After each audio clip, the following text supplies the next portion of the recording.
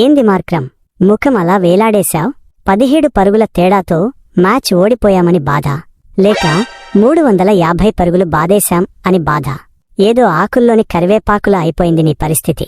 అన్నా, దయచేసి ఆ స్కోర్ బోర్డు వైపు చూడకు. నా గుండె కలుక్కుమంటుంది. అసలు టాస్ గెలిచి బౌలింగ్ తీసుకోవడమే నేను చేసిన పెద్ద తప్పు. పిచ్చి చూసి బంతి స్వింగ్ అవుతుంది అనుకున్నా, కానీ మీరేమో మా బౌలర్లని ఉతికి ఆరేసి మా మూడ్ స్వింగ్ చేసేశారు. గ్రౌండ్ మొత్తం బంతి వెతకడానికే సరిపోయింది మాకు. తప్పు టాస్లో లేదు మార్క్రమ్, మీ మైండ్ సెట్లో ఉంది. చేజింగ్కి దిగేటప్పుడు మనం గెలుస్తామా అని కాదు, మనం ఈసారి ఎప్పుడు చోక్ అవుదాం అని ఫిక్స్ అయిపోతున్నారు మీరు. అయినా 9 నెలల తర్వాత నేను సెంచరీ కొట్టాను. నన్ను చూసి అయినా నేర్చుకోండి ప్రెషర్లో ఎలా ఆడాలో. క్లాస్ పీకుతున్నా అనుకోకు, ఫ్రీ అడ్వైజ్ ఇస్తున్నా. విరాట్ బాయ్, నువ్వు సెంచరీ కొట్టావు, ఓకే ఒప్పుకుంటా. మరి లాస్ట్లో నేను చేసిన బాధుడు చూశావుగా. ఇంకొక 2 ఓవర్లుండుంటే రిజల్ట్ వేరేలా ఉండేది తెలుసా? నా బ్యాటింగ్ చూసి డగౌట్లో మీ అందరికీ చెమటలు పట్టాయి కదా. నిజం చెప్పు. ఒరే జాన్సన్, నువ్వు కొట్టింది చూసి నేనేమి భయపడలేదు. వచ్చే ఐపీఎల్ వేలంలో నిన్నెవడు కొంటాడా అని క్యాలిక్యులేటర్ వేసి లెక్కలు వేస్తున్నా అంతే. అసలు నువ్వు బౌలర్వా లేక బ్యాట్స్మెన్వా? ముందు ఒక బోర్డు మెడలో వేసుకో.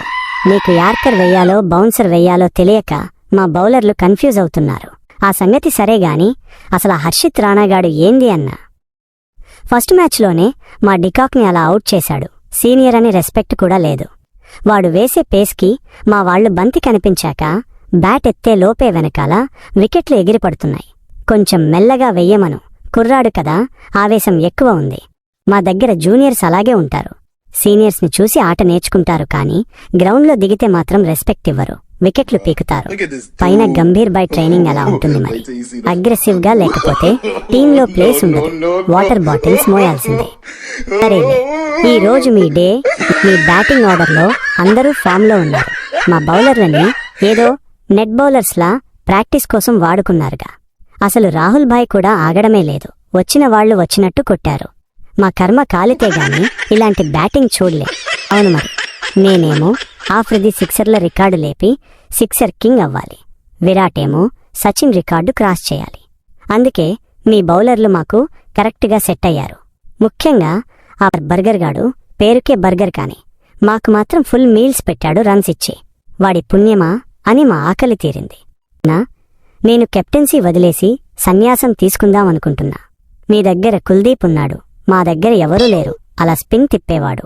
వాడు బాల్ వేస్తున్నాడో జిలేబీ చుట్టూతున్నాడో మాకస్సలు అర్థం కావడం లేదు. వాడు చేతిలో బాల్ ఎక్కడ నుండి రిలీజ్ అవుతుందో తెలియక సగం మంది అవుట్ అయ్యారు. కుల్దీప్ ది మ్యాజిక్లే. కాని మార్క్రమ్ నెక్స్ట్ మ్యాచ్ రాయ్పూర్లో కదా, అక్కడ పిచ్ ఇంకా బావుంటుంది బ్యాటింగ్కి. అంటే మాకు ఇంకో 350+ స్కోర్ రెడీ అనమాట.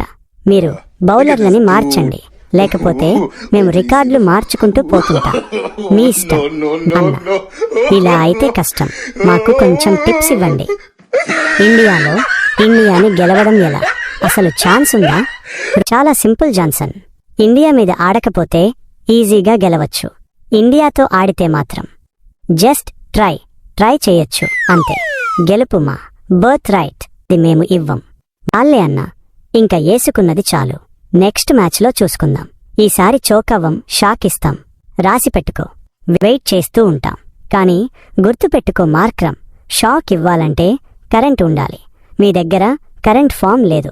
వెళ్ళండి, వెళ్ళి ప్రాక్టీస్ చేయండి పో. వెళ్ళండి. వచ్చేటప్పుడు మళ్ళీ ఆ బర్గర్ గాడిని తీసుకురాకండి. ఈసారి మాకు పిజ్జా కావాలి. గాయ్స్, ప్లీజ్ సబ్స్క్రైబ్ చేసుకోండి తొందరగా. ఇలాంటి వీడియోస్ ఇంకా చాలానే ఉన్నాయి. ఇలాంటి వీడియోస్ అందరికన్నా ముందే చూడాలనుకుంటే ఆ పక్కన ఉన్నను ధనాధన్ కొట్టేయండి. రోహిత్, ఈసారి నా పందెమేంటంటే వీళ్ళు 100 లైక్స్ ఇప్పుడే కంప్లీట్ చేస్తారని. నువ్వు ఏమంటావు? వీళ్ళు కనుక 100 లైక్స్ కంప్లీట్ చేస్తే నెక్స్ట్ మ్యాచ్లో నేను 100 రన్లు కొడతా. రోను చూడు, 100 సిక్సర్లే కొడతా. సరే, పోతూ జరా సబ్స్క్రైబ్ చేసిపోండి. బాయ్. నెక్స్ట్ వీడియో వస్తుంది.